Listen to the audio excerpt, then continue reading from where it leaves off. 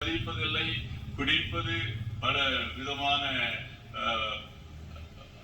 பெண்களோடு தொடர்பு, இப்படியெல்லாம் பலவிதமான நிலைகளிலே அவன் பாவ வாழ்க்கை வாழ்ந்து கொண்டிருந்தான்.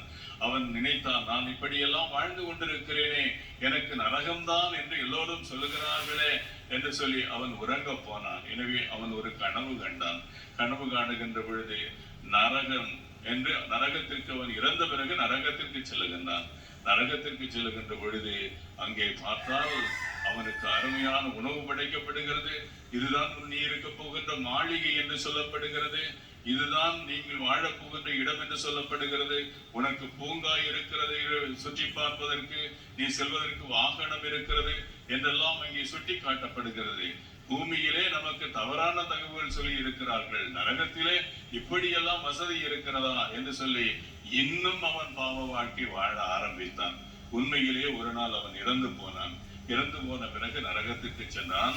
அங்கே சென்ற பிறகு அங்கே பார்க்கிறான், ஒரு பக்கம் மக்கள் எல்லோரும், அந்த பாவம் செய்தவர்கள் அத்தனை பேரும் வேதனைப்படுகிறார்கள்.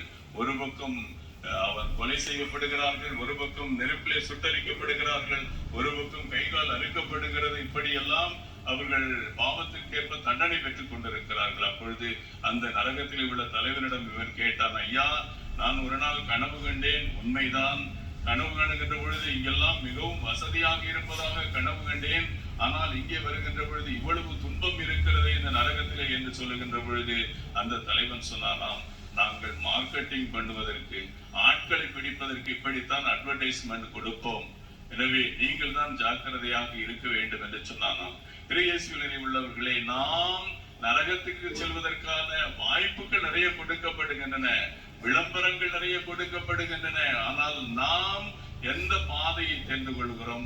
ஒரு சிறு உதாரணத்தை சொல்ல வேண்டும் என்று சொன்னால், நமது ஒவ்வொருவரும் பங்கிலிருந்து வந்து